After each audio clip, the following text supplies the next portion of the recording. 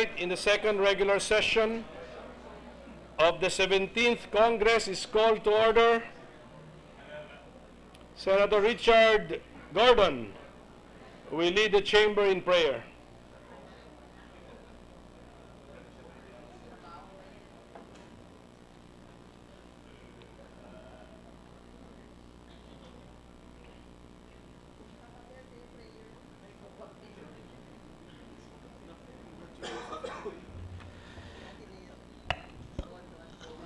Let's all bow our heads in prayer.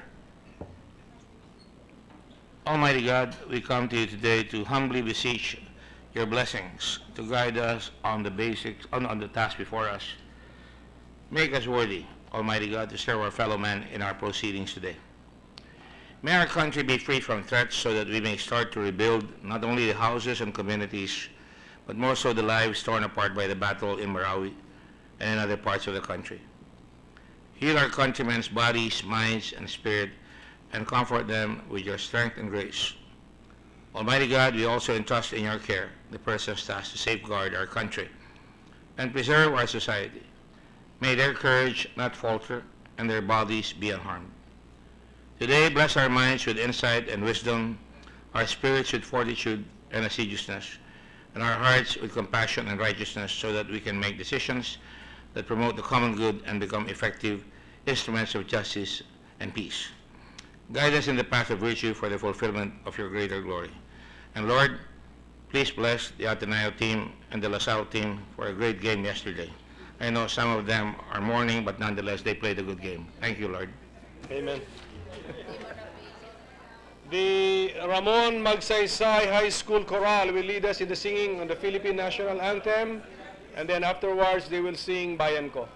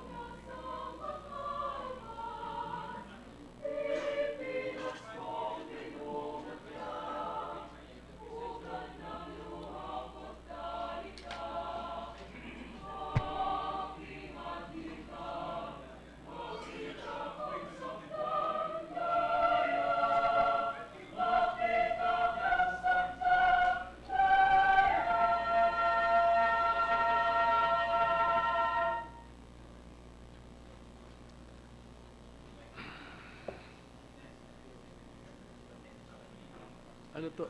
Duin. Ano to, mga high school to? High school. Thank you to our high school students. Secretary, please call the roll.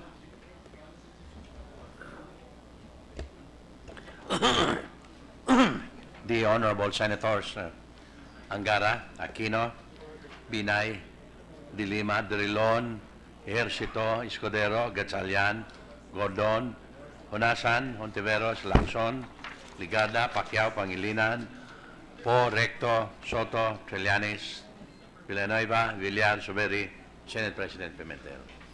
With 19 senators present, the chair declares the presence of a quorum. Majority Leader. Mr. President, I move that we defer the approval of the journal of the 36th session, November 29, 2017, at a later hour. Any objection to the motion to defer? Hearing none, motion is approved. Mr. President, I'd like to welcome some guests of the Senate.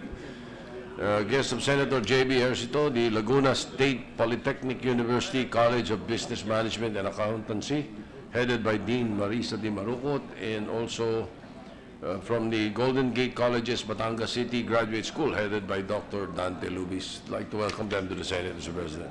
Welcome to all of our guests. Move that we proceed with the reference of business. Any objection? Hearing none, motion is approved. Messages from the House of Representatives. Letter from the House of Representatives informing the Senate that on 27 November 2017, it passed the following House bills in which it requests the concurrence of the Senate. 1616, an act exempting the system's loss charge component in the sale of electricity by distribution companies and electric cooperatives from the coverage of the value-added tax, amending for the purpose Section 109 of the National Internal Revenue Code of 1997, as amended. Referred to the Committee on Ways and Means. 3932, an act declaring certain parcels of land of the public domain located in barangays Bunog, Iraan, Punta Baja, Kampong Ulay, and Ransang of the municipality of Josepe Rizal, province of Palawan, as agricultural land open to disposition for agricultural, commercial, residential, industrial, and other productive purposes. To the Committee on Environment and Natural Resources. 6449, an act declaring the Pasunangka Watershed Forest Reserve located in Zamboanga City as protected area under the category of natural park and providing for its management. To the Committees on Environment and Natural Resources, Ways and Means, and Finance. 5578, an act separating Magtuma National High School, Dupligan Annex and Barangay Dupligan, Municipality of Tanudan, Province of Kalinga, from the Magtuma National High School, converting it into an independent national high school to be known as Biga National High School, and appropriating funds therefore. To the Committees on Education, Arts and Culture, and Finance. 6523, an act renaming the Ramon Magsaysay Technological University as the President Ramon Magsaysay State University, expanding its curricular offerings and strengthening its governing board, amending for the purpose Republic Act number 8498, entitled An Act Establishing the Ramon Magsaysay Technological University out of the integration of the Ramon Magsaysay Polytechnic College in the municipality of Iba, the Western Luzon Agricultural College in the municipality of San Marcelino, and the Candelaria School of Fisheries in the municipality of Candelaria, all in the province of Zambales, and appropriating funds therefore. To the Committee on Education, Arts and Culture. 6524, an act further strengthening the powers and functions of the authority of the Freeport area of Bataan, amending for this purpose Republic Act number 9728, otherwise known as the Freeport Area of Bataan Act of 2009, To the Committees on Economic Affairs, Local Government, Ways and Means, and Finance. 6525, an act establishing a special defense economic zone inside the Government Arsenal Defense Industrial Estate located in Camp General Antonio Luna, Lamao, Municipality of Limay, Province of Bataan, creating for this purpose the Special Defense Economic Zone Authority and appropriating funds therefore. To the Committees on Economic Affairs, National Defense and Security, Ways and Means, and Finance. 6570, an act prohibiting leaving children below 8 years old unattended in motor vehicles. To the Committees on Public Services and Women, Children, Family Relations, and Gender Equality. Letter from the House of Representatives informing the Senate that on 27 November 2017, it concurred with the Senate amendments on House Bill number 4938 entitled An Act Creating a Barangay to be known as Barangay Poblacion 3 in the Municipality of Villanueva, Province of Misamis Oriental. To the Archives. Letter from the House of Representatives informing the Senate that on 27 November 2017, it designated Representatives Acop, Tupas, Matugas II, Sarmiento, Batawil, and Del Rosario III as conferees to the Bicameral Conference Committee on the Disagreeing Provisions of House Bill number 4863 entitled An Act Strengthening the Philippine National Police Criminal Investigation and Detection Group by restoring its authority to issue subpoena ad testificandum or subpoena ducis tecum, amending for the purpose section 35, paragraph B4 of Republic Act number 6975, otherwise known as the Department of Interior and Local Government Act of 1990, and Senate Bill number 1239 entitled An Act Granting the Chief of the Philippine National Police and the Director and the Deputy Director of the Criminal Investigation and Detection Group the authority to administer oath and to issue subpoena and subpoena ducis tecum, amending for the purpose Republic Act number 6975 as amended, otherwise known as the Department of Interior and Local Government Act of 1990. To the Committee on Rules. Bill on first reading, 1624, an act providing a framework for the right to adequate food, Senator Grace Poe. To the Committees on Justice and Human Rights and Finance. Resolutions. 552, resolution directing the proper Senate committees to conduct an inquiry in aid of legislation on the status of automated election system that will be used for the 2019 and succeeding elections, Senator Maria Lourdes Nancy Binay.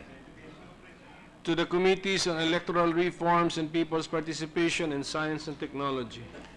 553, resolution directing the appropriate Senate committee to conduct an inquiry in aid of legislation on the entry and dumping of harmful trash from Canada into the Philippines with the end in view of determining whether there are sufficient legal safeguards against indiscriminate entry of solid waste and other forms of harmful trash into the Philippines, Senator Aquilino Coco Pimentel III.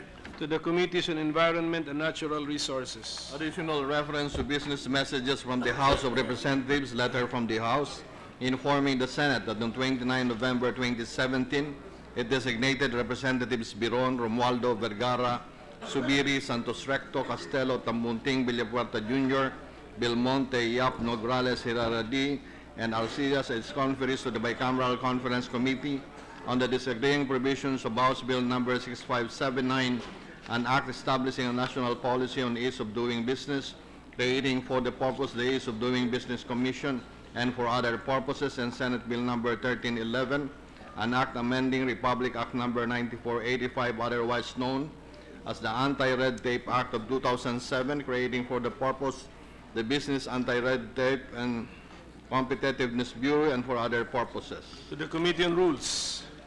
Letter from the House informing the Senate that on 29 November 2017, the designated Representatives Nograles, Fariñas, Zamora, Sandoval II, Goa, Ermita Buhain, Bundok, Umali, Sambar, and Suarez, as conferees to the Bicameral Conference Committee on the disagreeing votes of House Bill 6215, an act appropriating funds for the operation of the government of the Republic of the Philippines from January 1 to December 31, 2018, and for other purposes. To the Committee on Rules. Letter from the House dated 29 November 2017, designating Representatives Cua, Fariñas Garin, Kimbo, Tamunting, Romualdo, and Suarez as conferees to the Bicameral Conference Committee on the disagreeing provisions of House Bill 5636, an act amending sections 5, 6, 22, 24, 25, 31, 32, 33, 34, 20, 79, 84, 86, 99, 106, 107, 109, 116, 148, 149, 155, 171, 232, 237, 254, 264, and 268, 288, creating new sections 148-A, 150-A, 237-A, 264-A, 264-B, and 265A, and repealing sections 35 and 62, all under the National Internal Revenue Code of 1997 as amended, and Senate Bill 1592, an act amending sections 5, 6, 24, 25, 27, 28, 31, 33, 34, 35, 51, 52, 56, 57, 58, 74, 79, 84, 86, 89, 90, 91, 97, 99, 100, 101, 108, 109, 112, 114, 116, 17, 148, 149, 150, 151, 155, 171, 174, 175, 177, 178, 179, 180, 181, 182, 183, 184, 186, 188, 190, 192, 193, and 194, 195, 196, 288, creating new sections 148-A, 150-A, 237-A, 264-A and B, and 265A, all under Republic Act Number 8424, otherwise known as the National Internal Revenue Code of 1997 as amended, and for other purposes. To the Committee on Rules. Letter from the House dated 29 November 2017, designating Representatives Tan Kimburo, Apuno, Biason, Salo, Arcillas, and Lagman as conferees to the Bicameral Conference Committee on the disagreeing provisions of House Bill 6452, an act establishing a national mental health policy for the purpose of enhancing the delivery of integrated mental health services, promoting and protecting the rights of persons utilizing psychiatric, neurologic, and psychosocial health services, and appropriating funds therefore, and Senate Bill number 1354, an act establishing a national mental health policy for the purpose of enhancing the delivery of integrated mental health services, promoting and protecting persons utilizing psychiatric, neurologic, and psychosocial health services, appropriating funds therefore and for other purposes.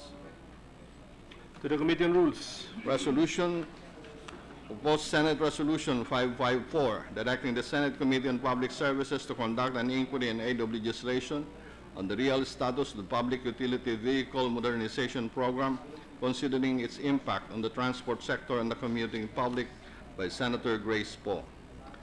To the Committee on Public Services. 555, directing the proper Senate committee to conduct an inquiry and aid of legislation on the reported outbreak of rice black bugs with the end in view of recommending measures to provide assistance to affected farmers and help the whole agriculture sector address the problem, by Senator Grace Poe. To the Committee on Agriculture and Food. Majority Leader.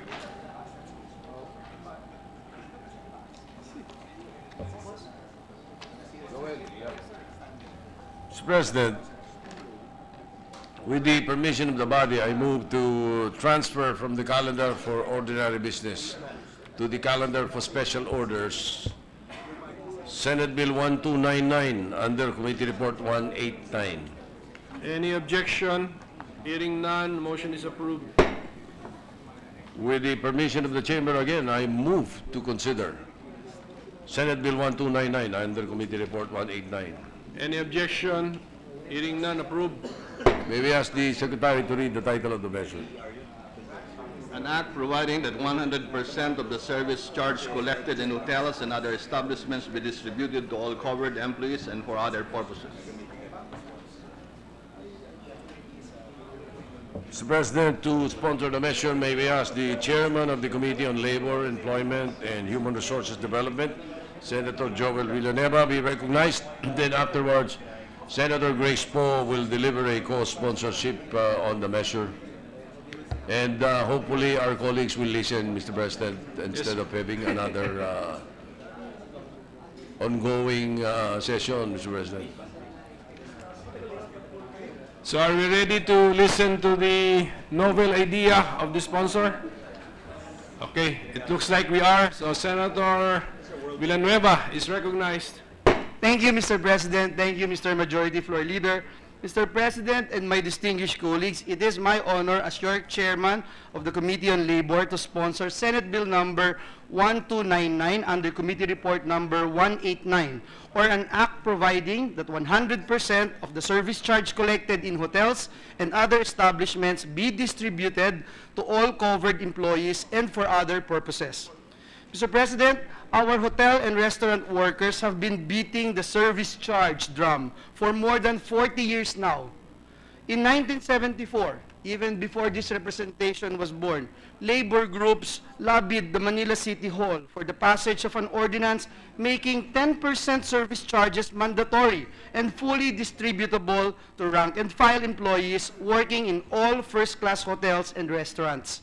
The ordinance was passed, then subsequently vetoed in 1975 by the Manila Mayor. In September 1974, then Ministry of Tourism created a hotel code which allowed for the optional collection of service charges with a sharing of 75% for employees and 25% for management. The code was eventually abolished to the great dissatisfaction among unions and employees. By December 1975, then President Marcos institutionalized service charge into law under Section 14 of PD number 850. The collection of service charge was optional, but any amount collected shall be distributed 85% and 15% in favor of employees. Since then, Mr. President, this sharing has not changed. As reflected under the Article 96 of the Labor Code, which states, and I quote, all service charges collected by hotels, restaurants, and similar establishments shall be distributed at the rate of 85% for all covered employees and 15% for management. Mr. President, sa nakaraang pong mahigit 4 na dekada at hanggang ngayon, kapag kumain po kayo sa isang restaurant o cafe na nagcha-charge ng 10% service charge for food that costs 1,000 pesos, the 100 peso service charge will be divided between the rank-and-file employees and the management. The 85 peso share will be divided among the restaurant staff, and the remaining 15 pesos share will be management share. Theoretically, this means that while the employees get the bulk of the collected service charges, the management still takes a cut of the service charge added to bills. In actual reality, unfortunately, Mr. President, some establishments interpret this provision of 85% for the staff and 15% for the management as a minimum standard. There are claims that employers would stipulate in job contracts that 90% of the service charges will go to the management and only the remaining 10% goes to the employees. Moreover, Mr. President, many establishment owners, on the other hand, think that the distribution of service charge proceeds is a management prerogative. In an informal survey of restaurants conducted by SparkUp, the multimedia platform of Business World in Quezon City, they asked staff if they really get their 85% share. Their response was, it's the other way around. Ibig po sabihin, Ginoong Pangulo, 85% to 90% napupunta pa sa management at ang natirang 10 to 15% ang pinaghahatian ng mga manggagawa. As I've mentioned, Mr. President, under the current law, The management has a 15% share of the service charges proceeds to answer for losses or breakages. But if there are no losses or breakages, the 15% is the management's prerogative for disposition or for distribution to managerial employees. We have pointed out that theoretically, the employees get the bulk of the service charges proceeds. And yet, this is not the actual case in reality. For example, Mr. President, sa isang hotel na may 200 empleyado at 5 managers, kung paghahatian ng managers ang 15 pesos na management share sa 100 pesos service charge proceeds, each manager will receive a 3 pesos share. Paghahatian naman ng mga empleyado ang 85 pesos so that the employees will receive only less than 43 centavos each. In fact, Mr. President, sobrang mas malaki pa ang share ng managers kaysa po sa mga staff na mas kakaunti sila. Aside from the above-mentioned complications in the current provision, the Department of Labor and Employment admitted that it is difficult to monitor how the management share of 15% is actually being utilized. Mr. President, our workers in this sector receive minimum wage. And our minimum wage is far from the necessary living wage to live decently. Nauunawaan po natin ang National Union of Workers in Hotels, Restaurants, and Allied Industries kung bakit nga po ba patuloy nilang ipinaglalaban na ibigay na sa mga manggagawa ang 100% service charge mula pa noong panahon ng martial law. On the other hand, the Employers Association of the Philippines, or ECOP, wants to retain the original provision. 15% management share of the total service charges proceeds to answer for losses or breakages or to cover a variety of miscellaneous business expenses. Mr. President, while these concerns may be valid, I am confident that when entrepreneurs and investors study the feasibility of their businesses, profitability is assessed based on sound investment parameters and not on the amount of service charges they will collect. Dagdag pa po rito, Mr. President, ayon po sa mga bagong pag-aaral, mas lalong nagsisipag ang mga manggagawa kapag sila po ay masaya sa kanilang trabaho. Productivity increases by 12% when our workers are happy.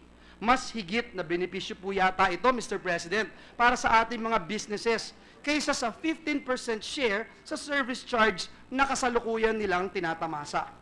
Ang service charge at tips ay nagsisilbi pong reward sa kanilang mabuting trabaho. Every businessman knows that greater employee satisfaction can translate into better serving customers. A quote from Michael Lebu says it all. A satisfied customer is the best business strategy of all. Furthermore, the bill does not make the collection of service charge mandatory to avoid interference with the right of management to exercise discretion in the operation of their business. Your committee believes, Mr. President, that a mandatory imposition might be economically harsh to businesses who wish to keep their prices lower to be more competitive. The proposed 100% service charge for our workers will benefit both the workers and the employers. Kaya, Ginoong Pangulo, win-win po tayo dito. The service charge is a mandatory tip of sorts, a simple token of gratitude for a service wholeheartedly rendered by workers in hotels, restaurants, and allied industry, but only if it is given to them, Mr. President, 100%.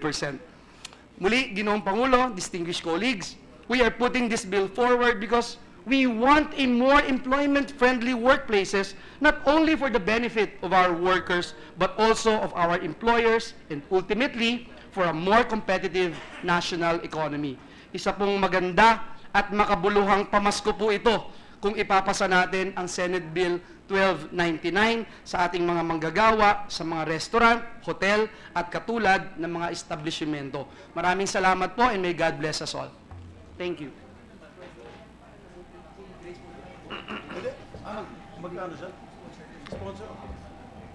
Thank you, Mr. President. To give time to, we would like to listen to the co-sponsorship speech of Senator Grace Poe, Mr. President. Senator Poe is recognized. Magandang hapon po, Mr. President, aking mga kasama. It was with utmost joy and honor that I stand here to co-sponsor Senate Bill number 1299 introduced by Senator Villanueva that seeks to distribute the entire 100% and not just 85% of all service charges collected by hotels, restaurants, and similar establishments to its covered employees. Mr. President, a typical receipt issued by restaurants, hotels, etc. usually indicate a service charge which in some instances go as high as 20%. So if your total bill is 1,000, there would be an additional 200 service charge. Kasi mga Pilipino, medyo hindi masyado nakaka-appreciate palagi ng serbisyo pagdating sa tip. Kaya mabuti na meron tayong talagang nakalagay kung magkano dapat ang ibibigay. Kaya lamang, now that the customers, the establishment has the larger, the service charge it gets to collect. At present, all rank and file employees of the service sector are, according to Article 96 of the Philippine Labor Code, entitled to an equal share in the 85% of the total service charges collected. The remaining 15% is usually retained by the management to answer for losses and breakages or is distributed to managerial employees at the discretion of the management. Sa pangalan pa lang po ng kinokolekta, service charge, ang serbisyo po ng mga tauhan ng establishmento ang binabayaran natin dito. Binabayaran po natin dito ang serbisyo ng ating mga waiters na maghapong kumukuha ng mga order at nagdadala ng mga pagkain sa mga customer. Mga pagkaing malamang ay hindi man lang nila natitikman o nakakain din. Binabayaran din po natin dito ang mga parking attendants o valet parking drivers na nakabilad sa init ng araw o nakabaluktot sa mga kulob na espasyo at maghapon na pinapadali ang pagpaparada natin. Isipin ninyo na magdamag silang dinadaan-daanan ng mga sasakyan, hindi naman nila pag-aari at marahil ay hindi rin nila mabibili kung gugustuhin man nila. We have to remember, Mr. President, that most of these people are not even regular employees. This bill will help establish an enabling environment to ensure that we provide decent jobs with fair pay to employees in the service sector. Thus, Mr. President, these covered employees are waiters, bellboys, parking attendants, valet parking drivers, cooks, kitchen crew, dishwashers, and all other personnel or staff whose services are crucial for the management and the establishment's customers and patrons should share in the total collection of service charges. This service charge will not only augment their income, but also act as an incentive for them to do better. Gaya nga ng sinabi ni Senator Joel, minsan 85 centavos na lang ang nakukuha nila sa bawat resibo, kung saan ang manager 3 pesos ang nakukuha. Ang panukalang ito, kahit paano, ang siyang magsisilbing tungkod na aalalay sa ating mga kababayan sa service sector na araw-araw lumalaban at kumakayod. Nananawagan po ako, Mr. President, na ipasa natin ang panukalang batas na ito. Salamat po. Senator Zubiri, Mr. President. Senator Zubiri. Thank you, Mr. President. Just a permission to the authors, Senator Grace Po and Senator Joel Villanueva, if I can be made co-author of the measure as well. That's a very laudable act, Mr. Gladly, President. Mr. President. Thank you very much. Thank you. Thank you, Mr. President. To give time to the other senators, may we recognize the Minority Leader first? Minority Leader is recognized. Mr. President, this appears to be a very valid and laudable bill. I have some questions on interpretation only to spread into the record the need for this bill, and I do not know if any of our colleagues would have reservations, but from the part of the minority, we have no reservations. I mean, at least speaking for myself, we have no reservations. And we're willing to pass this as soon as we can, Mr. President. Very good. And, Mr. President, in that case, let us give our colleagues 24 hours to study the proposed measure. I will schedule it tomorrow for interpellations. That's good. Very good. Mr. Chairman, if you Continue, sir. Continue, Senator Drillo. You know, I heard the gentleman in his sponsorship speech saying that 15% goes to the management who shall apply it to losses and breakages. Is this a provision of law? Or is this a... That will be part of the IRR, Mr. President. It's in the IRR of the... Is there no law which requires the labor code. a 85 and 15% split? The labor code states the 85-15 Right. sharing, Mr. President. And the 15 is supposed to, the management is supposed to apply the 15 to losses and breakages. Yes, Mr. President. That's what the law says. Yes, Mr. President. Then how That's did what it- the intention of the law says, Mr. President, because it's not under the law, but it's part of the IRR, Mr. We're President. interested in what the law says. What does the law say? The law states is that there's a sharing of 85% and 15% The 15% of the service charge. of the service charge. Yung phrase nyo that the management, who shall apply it to losses and breakages. Is this your conclusion, your interpretation, or is this the law? Because, Mr. President, it is part of the IRR. And so this has been the practice for quite some time, since 1970s, Mr. President. Okay, because if it is to be applied to losses and breakages, how did it end up to be distributed to management personnel? That's Management exactly. personnel is not a loss or a breakage. Yes, Mr. President, and that's why we wanted to point out that it's about time that we give the 100% to the employees, considering that they are the ones doing the work, Mr. President. Anyway, yes, 24 hours is what the majority leader mentioned. We're amenable, and tomorrow we can ask questions. Thank you, Mr. President. Thank you, Yes. Mr. Minority Floor Leader. Yes, we will schedule the measure tomorrow, Mr. President, for interpellations. So I move to, in the meantime, I move to suspend consideration of Senate Bill 1299 under Committee Report 189. Any objection? Hearing none. Approved. Mr. President, I move to transfer from the calendar for ordinary business to the calendar for special order, Senate Bill 1623 under Committee Report 190. Any objection? Hearing none. Approved. With the permission of the body, I move to consider Senate Bill 1623 under Committee Report 190. Any objection? Hearing none. Approved. May we ask the Secretary to read the title of the measure, Mr. President? An act reducing the cap of recoverable system loss rate and for other purposes. Mr. President, to sponsor the measure, may we ask the Chairman of the Committee on Energy, Senator Win Gatchalian, be recognized. Senator Gatchalian is recognized. Gandang hapon po, Mr. President. Good afternoon, dear colleagues. Advance Merry Christmas to all. Mr. President, distinguished colleagues, good afternoon to all of you. Last week, the Energy Virtual One-Stop Shop, or EVOS Act, was passed on third reading, a measure that will benefit energy developers by fast-tracking the permitting process of generation projects and cut down transaction costs by approximately 1 peso per kilowatt hour. Today's measure on the agenda will also lead to reduced costs but in a much more immediate way by providing direct peso savings to consumers in their electricity bills. Allow me to explain how. Mr. President, if one had ever taken the time to really study the breakdown of a monthly electricity bill, we would have surely noticed something called the system loss charge. What is system loss exactly? Well, it is defined as the difference between the electric energy delivered to the distribution system and the energy delivered to the end users and other entities connected to the system. An illustrative example of how system loss works comes from more tangible goods, rice. Just like electricity, rice must travel a long way from the farm to consumer's dinner table.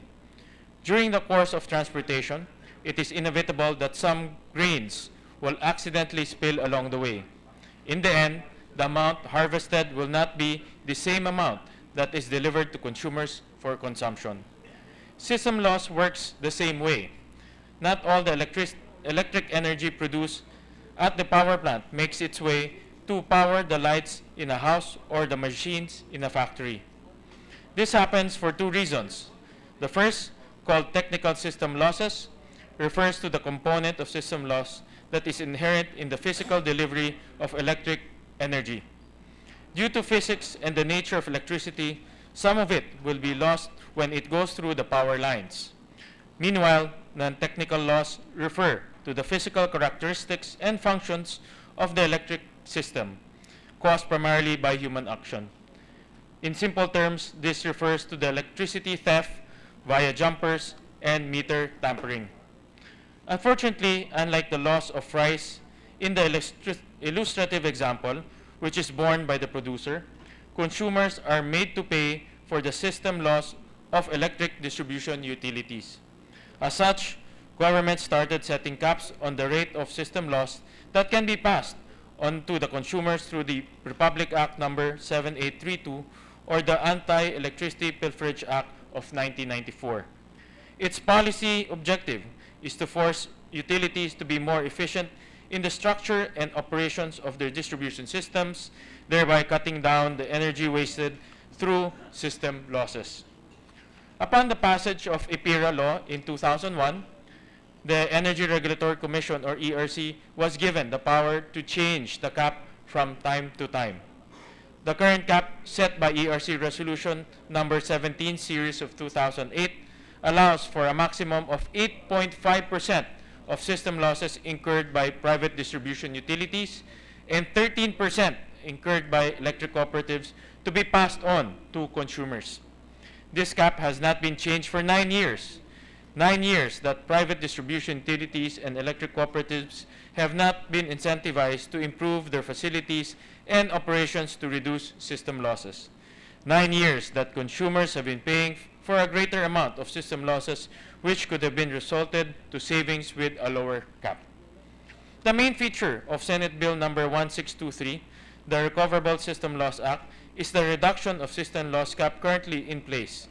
From 8.5%, private distribution utilities will now only be allowed to pass on 5% of system losses.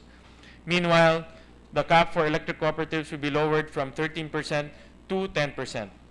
The 5% cap for private distribution utilities and the 10% cap for electric cooperatives is aligned with the 2007 PowerSolve study commissioned by ERC on distribution system loss caps. As a result of these caps, some electric cooperatives estimate an overall decrease in the retail rate ranging as low as 0.0019 pesos per kilowatt hour and as high as 0.6586 pesos per kilowatt hour. Although the 10% and 5% system loss rate caps for electric cooperatives and private distribution utilities, respectively, are identified in the PowerSolve study as the technically feasible caps, not all distribution utilities will experience a net decrease in the retail rate upon achieving these caps.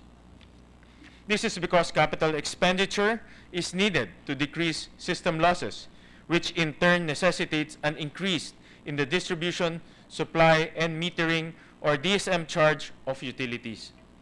For some, the increase in DSM charge is more than the decrease in system loss charge brought about by lowering the system loss rate. In this case, it is important to find the sweet spot, the level of system loss rate, which will lead to maximum consumer savings for the distribution utility instead of forcing it to comply with the mandated caps. As such, the bill provides a mechanism for an individualized system loss cap for distribution utilities that can show through a cost and benefit analysis that the mandated caps will not result to net savings for the consumers. In addition to this, the bill requires ERC to review every 3 years whether the cap should be decreased and to devise a performance incentive scheme to encourage system loss reduction. It also mandates distribution utilities to annually submit to ERC their segregated system losses, technical and non-technical, and provides for a formula of the computation of the system loss, technical and non-technical loss. Failure to comply with this will subject both the ERC and the DUs to administrative penalties. This may all sound very technical, but let me tell you, this legislation will contribute to immediate consumer savings. For example, let's take a look at Camarines Sur 4 Electric Cooperative Incorporated, or Casureco 4. The system loss rate of 10% will lead to a reduction of 0.2363 pesos per kilowatt hour in the cost of electricity. For an average 100 kilowatt household, this results in savings of 23 pesos and 63 centavos per month, or 283 pesos and 56 pesos annually, an amount that can buy a family 10 kilos of rice. With 61,328 households served, this would mean an estimated total savings of around 17.39 million per year for Casureco 4 franchise alone. Another example, this time from Mindanao, is Zamboanga del Norte Electric Cooperative Incorporated, or ZANECO. A system loss rate of 10% will lead to a rate reduction of 0.1636 pesos per kilowatt hour.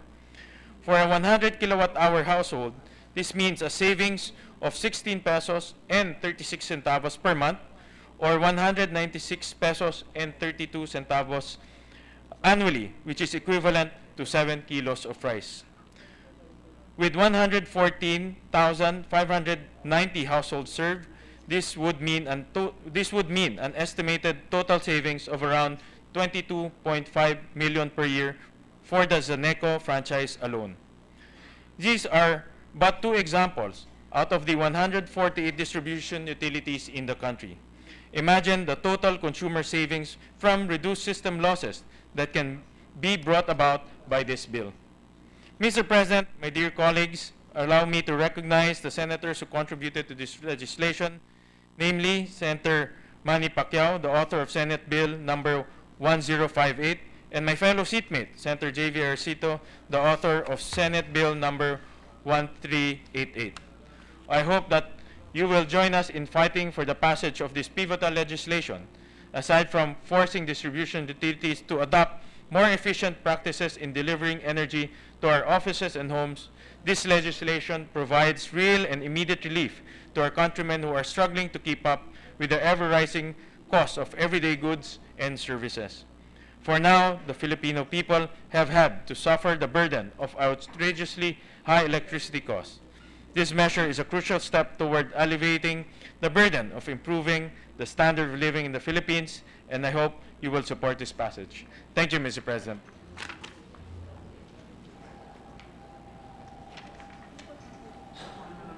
Mr. President, to give time to the members to study the proposed measure, I move to suspend consideration of Senate Bill 1623 under Committee Report 190.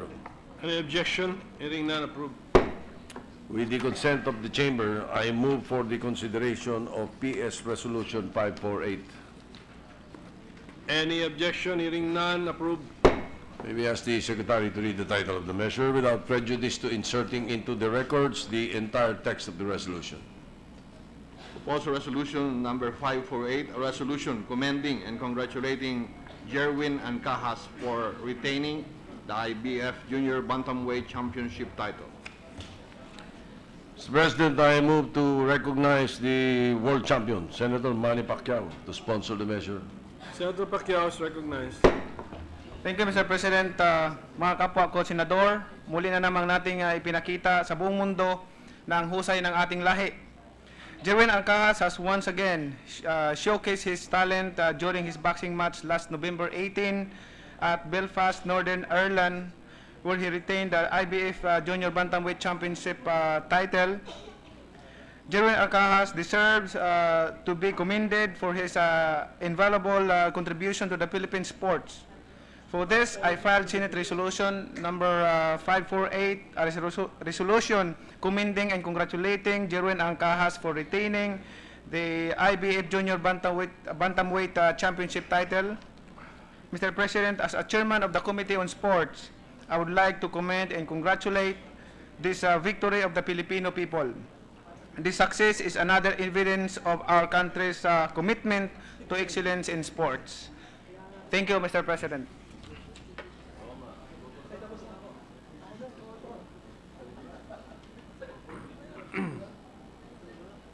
Majority Leader. Mr. President, the resolution is self-explanatory. I move to adopt PS Resolution 548, subject to style. Any objection? Hearing none, PS Resolution number 548 is hereby adopted subject to style. Mr. President, there are two other measures that, well, let me start with Senate Bill 1537. I move to resume consideration of Senate Bill 1537 under Committee Report 145. Any objection? Hearing none, Senate Bill number 1537 is in order. This is the measure on the Healthy Nanay and Bulilit Act. The parliamentary status of the measure is that in the period of interpellation. So may we recognize the sponsor, Senator Risa Ontiveros? The sponsor, Senator Ontiveros, is recognized. I have just been informed, Mr. President, that Senator Zubiri and the Minority Leader, Senator Franklin Relon, have no longer any interpellations on the subject. So I move to close the period of interpellations on Senate Bill 1537 under Committee Report 145. Any objection? Hearing none, we now close the period for interpellation. Thank you, Mr. President. May we know, Thank you, Majority well, Leader. if there are any individual amendments, but Committee. this is a substitute bill, Mr. President, and therefore I move to open the period of individual amendments. Any objection? Hearing none, approved. Wala. Subiri, wala. No, you.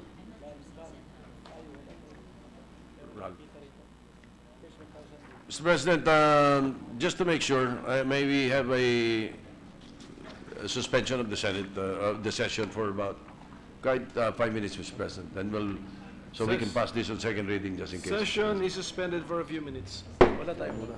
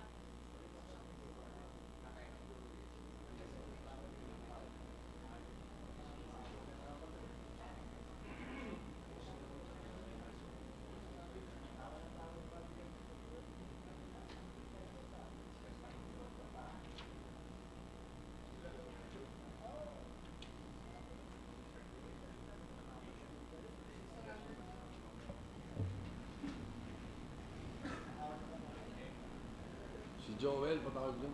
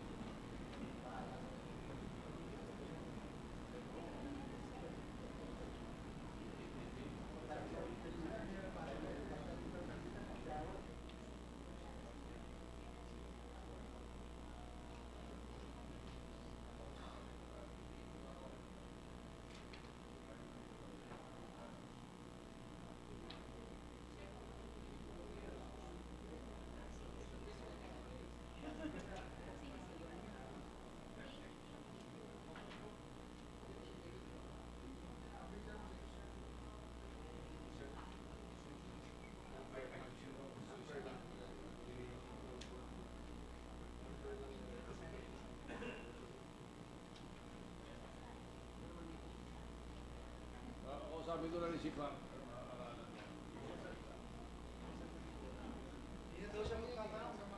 Wala na.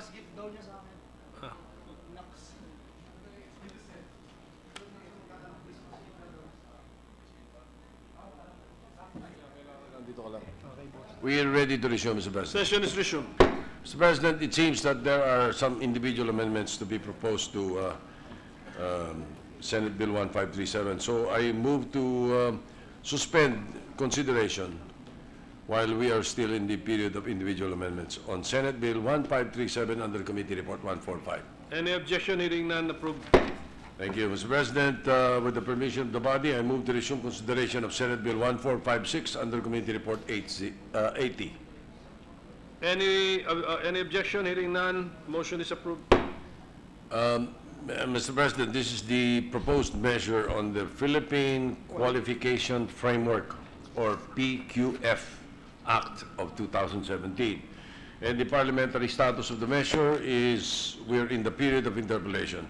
So I move to recognize the sponsor, the principal author of the bill and sponsor, Senator Joel Villanueva. Senator Villanueva is recognized. Thank you, Mr. Majority Floor Leader. Thank you, Mr. President. May I just give a short opening statement, Mr. President? The development of national qualification framework has been a major international trend in reforming national education and training systems all over the world. There are now more than 150 countries that are developing or have developed their NQFs. Dito po sa Pilipinas, Mr. President, nagsimula po sa tech box sector ang ating mga qualifications framework early 2000. Pero yung pong komprehensibong PQF with 8 levels ay noong pong 2012. Sa ating pong karanasan, hindi po ganun ito kadali. Kahit sa ibang bansa, sa Australia, sa Scotland halimbawa, halos 2 dekada po bago nila nabuo at naipatupad ito pong kanilang NQF. Matagal po ang proseso dahil unang-una gusto po natin na i-fit for purpose ang ating PQF. Ang dahilan kung bakit natin itinataguyod ang PQF ay para masolusyonan ang job skills mismatch at para maiangat ang kredibilidad ng mga qualifications na nakukuha ng ating mga kababayan dito sa Pilipinas kapag nagtungo po sila sa ibang bansa. Mahalaga po ito para sa ating labor mobility ng ating mga manggagawa. Ang PQF po, Mr. President, ay isang malaking reforma sa ating edukasyon at training at malaking hakbang ang pagsasabatas po ng kagaya din ng K-12 program na isinabatas ng Kongreso. Maraming salamat po, Mr. President.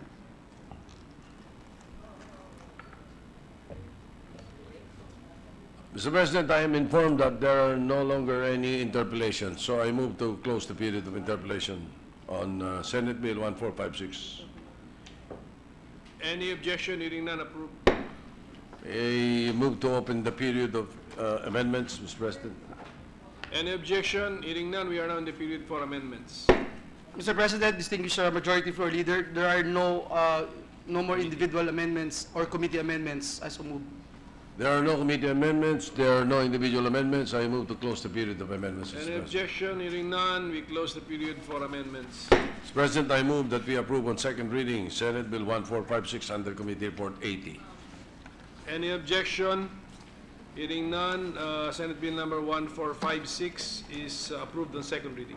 Thank you, Mr. President. Thank you, Mr. Majority Floor Leader. Let me just take this opportunity to thank also my distinguished colleagues, the members of the minority and the members of the Committee on Education headed by Senator Chis Escudero. I believe, Mr. President, that the development of the PQF is technically, institutionally, and financially demanding.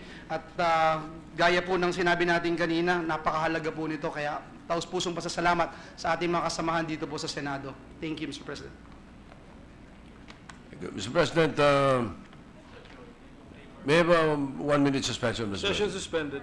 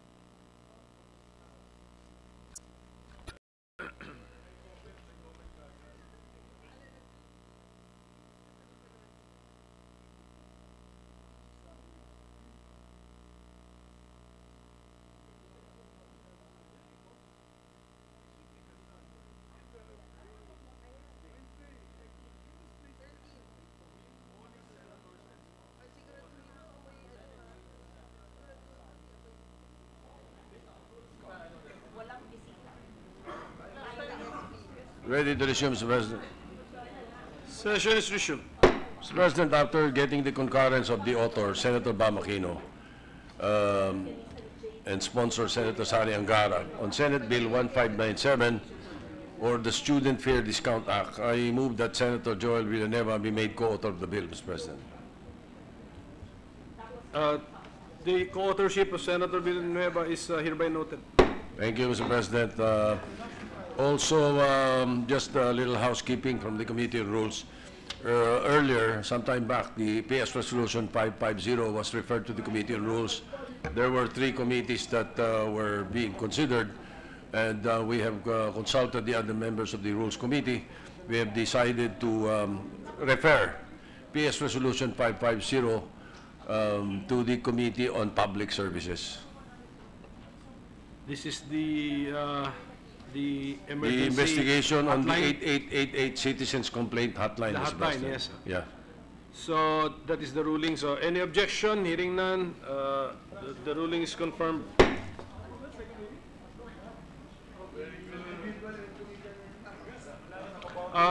Majority Leader, last Wednesday, November 29, 2017, we designated the Senate conferees to the bicameral conference on the disagreeing votes on House Bill number 6215 for the 2018 national budget.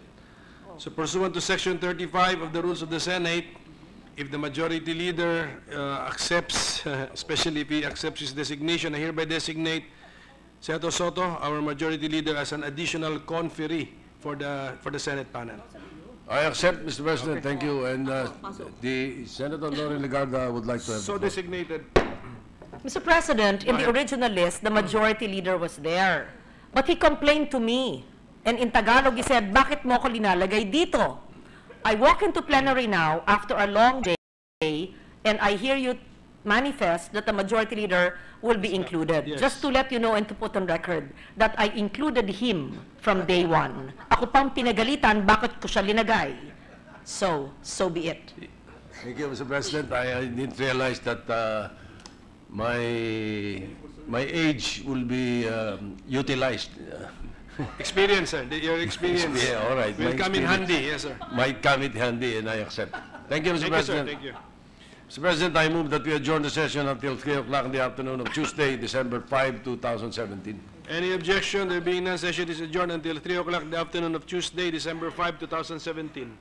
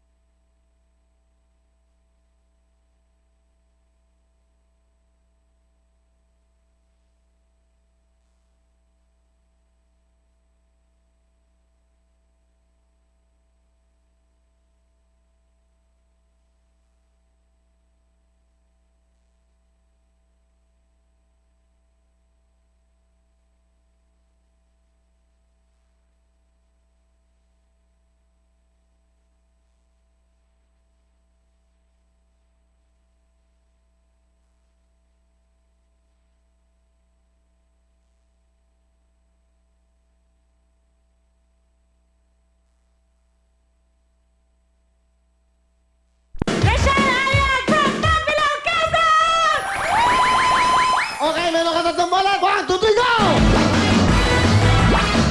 Ah! Para! O, nila, para kami. Sino? Ikaw, pangalan? Jolina po. Taga saan kayo? San Jose del Monte. Galingan mo, ha? O, 5,000 yan. Sharing mo ba? Jacket, go!